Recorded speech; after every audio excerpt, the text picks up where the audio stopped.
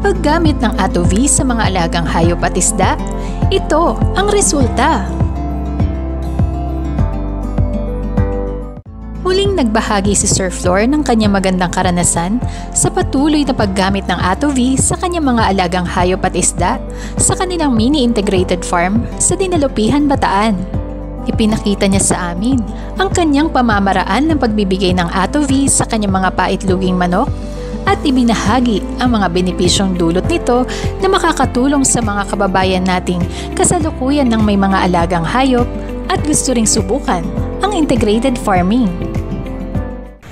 Magandang umaga sa lahat ng mga kapwa ko, mga nag-aalaga ng